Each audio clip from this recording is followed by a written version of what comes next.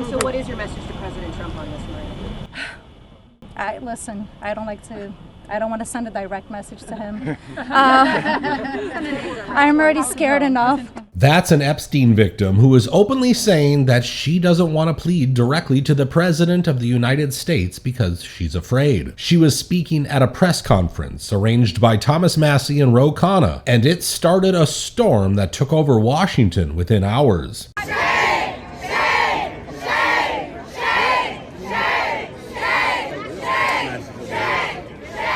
These victims, most of whom were kids when they were targeted by Epstein, have made it clear that they're done listening to the government on this issue. Several of us Epstein survivors have been discussing creating our own list of names.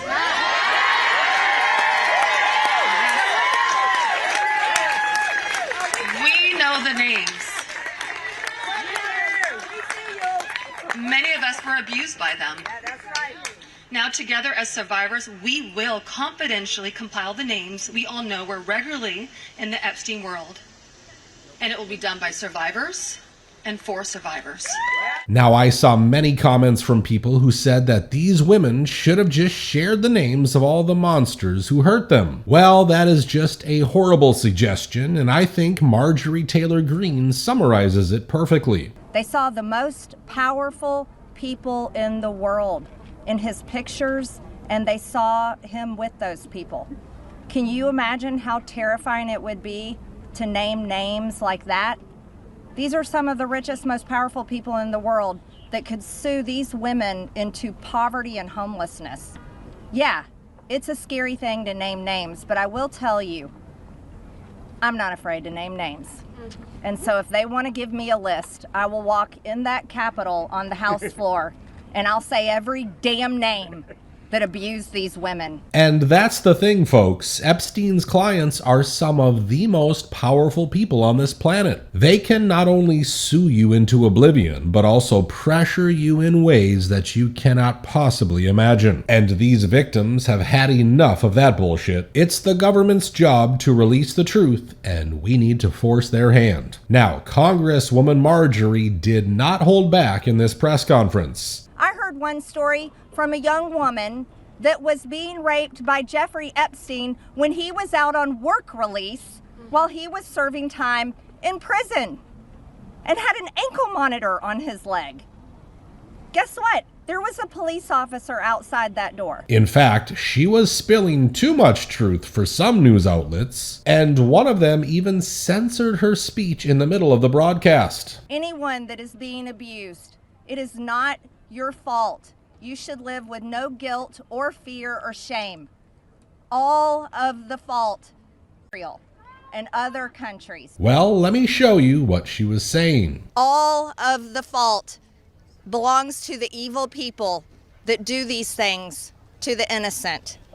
This is the most important fight we can wage here in Congress, is fighting for innocent people that never receive justice. And the women behind me have never received justice.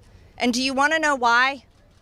It's because Jeffrey Epstein somehow was able to walk among the most rich, powerful people, not only in America, but foreign countries. Yesterday, I heard countries like Saudi Arabia, Russia, and even Israel, and other countries. Is it a secret anymore that Epstein was working with people all over the world? I don't think it is. He was a monster who provided his heinous services to billionaires, CEOs, royalty, and even heads of state all over the world. And that's exactly why this administration is so reluctant to release those documents. I'm sure you know that Thomas Massie is using a discharge petition to force a vote on his bill that will release all the documents while protecting the victims. The White House, however, called it a hostile act, and reportedly the president has even been telling GOP congressmen not to sign it. Well, the question is, why are they doing a pressure campaign? Why are they doing why do you that? think Why do they? Because they don't want the files released. Look, if my legislation were redundant, why would the White House be trying to stop it? It's not redundant.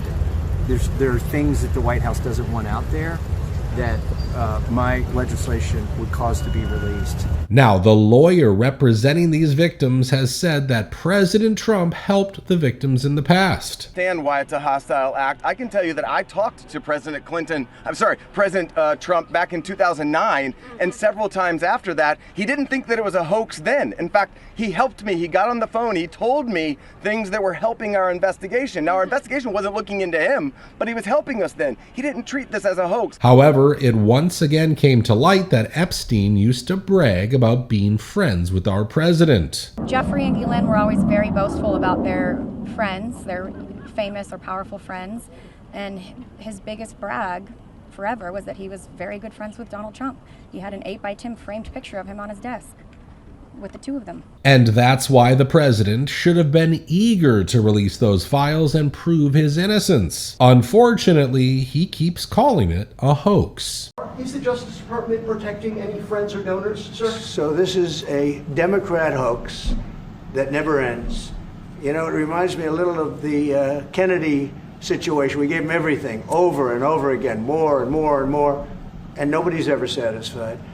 From what I understand, I could check, but from what I understand, thousands of pages of documents have been given. Let's be honest, folks. This just makes him look guilty on all fronts. Now, to everyone's surprise, all the Democrats are signing this petition, which means Congressman Massey only needed 5 of his Republican colleagues to sign it as well. Of course, Representative MTG signed it immediately, and she was quickly followed by Congresswoman Lauren Boebert and Nancy Mace. I think anything anybody wants to see is the list. We want to see the list, period. I don't care what names are on it. I want to see what names are on it. All these women have supported the president throughout his political career, and we all know he's faced some very serious allegations in the past. Well then, what changed? Maybe because they heard what these women had to say. Keep in mind that Nancy Mace had a complete meltdown and left in tears after that meeting.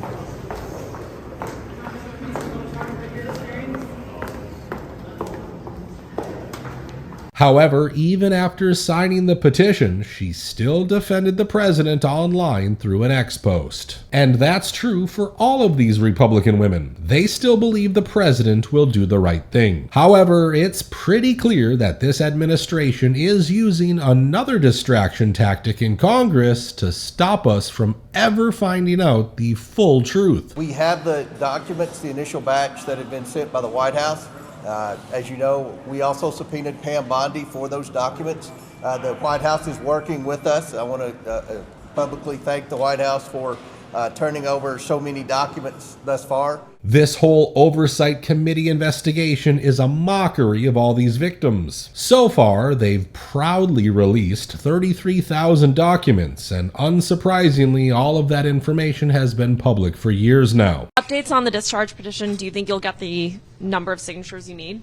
I think we'll eventually get there. What people are waking up and discovering right now is the folks who stayed up all night to go through the 34,000 individual pages have found that they're so redacted as to be useless, and that many of them were already available. Now, going back to that press conference, let me show you what those victims had to say about Ghislaine Maxwell's cushy deal with the DOJ. We were horrified to learn that she had been transferred to a prison camp.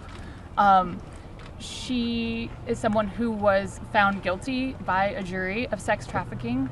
She not only, we often hear that she procured women for Jeffrey, which I think is a very sort of polite and minimizing term. She also participated in the abuse. She was a major architect of the scheme. And the fact that she has painted herself as a victim, I think is disgusting. And it was horrifying, I think, to us that we were not told about her prison transfer. Our demands are clear. Ghislaine Maxwell must remain in a maximum security prison for the rest of her life.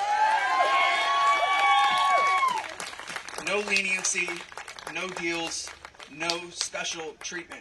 It's absolutely crazy that they not only transferred this child sex trafficker into a minimum security facility, but also gave her a platform to spread her bullshit. In my last video, I talked about our government spraying cancer-causing chemicals on our children back in the 50s. Well, now we're handing over our kids to these ultra-rich psychopaths and letting them get away with it. It just seems like we're killing the idea of America with our own hands without even realizing it. Now, before I go, let me show you what some of the most powerful people in this world talk about when they get together.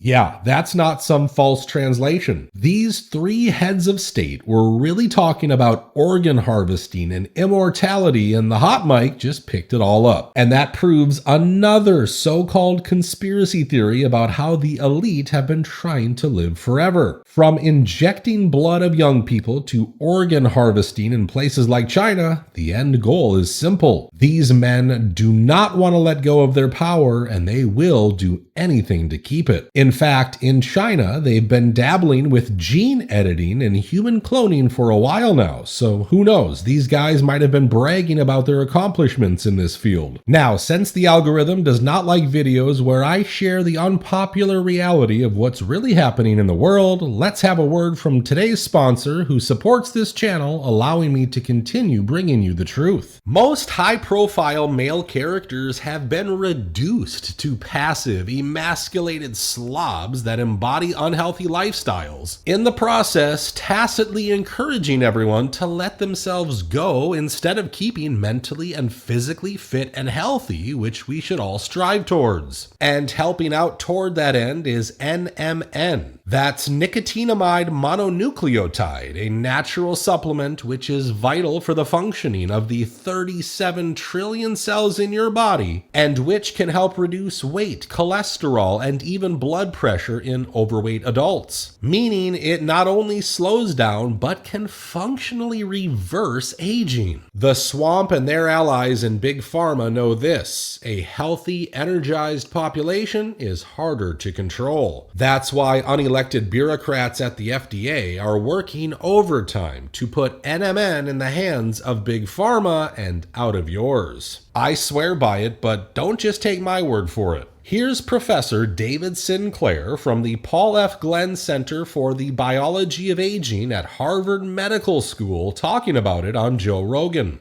When I talk to someone like you who's an actual research scientist of this stuff, I always want to know, what are you doing to yourself? How long have you got? Like, what do you do on a daily basis? What do I do? First of all, are you 100 years old? Getting there. How old are you? Turning 50. So you're turning 50? Yeah. I wouldn't have thought you were 50. I would have figured you were for about 41, 42. I eat healthy. I try to skip meals.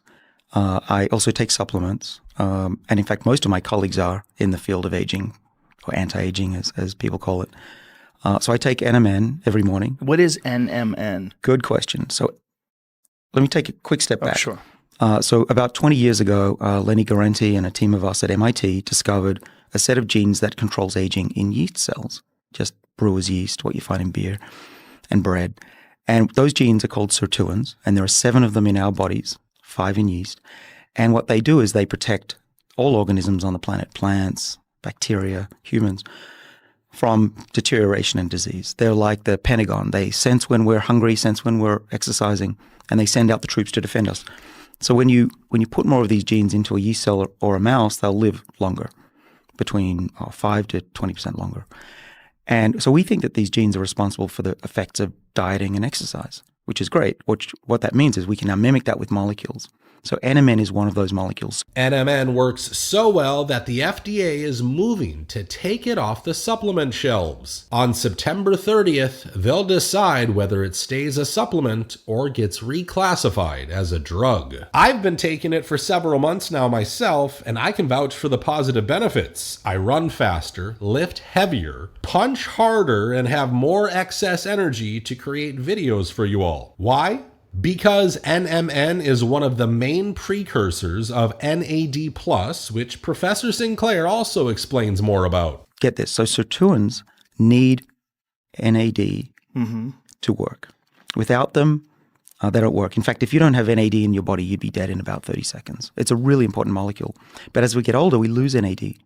So by the time you're 50, like I almost am, you have about half the levels of what you had when you were 20. So that's not good. And these sirtuins, they don't protect the body without high levels of NAD. In other words, as you get older, in order to stay strong, healthy, and mentally alert, you need to supplement your levels of NMN, the precursor to NAD+, and Black Forest Supplements, the sponsor of this video, can help you out with that. What's more, for the next 48 hours, viewers of this channel can get a whooping buy one and get one free Labor Day promo, so order yours now. Link is in the description. It was a very strange day, folks. The stories shared by these victims left many enraged and pretty pessimistic about the state of this country. That's why I think it's important we talk about it. Let me know what you guys think about this situation in the comments below. As always, thank you so much for watching, and I'll catch you in the next one.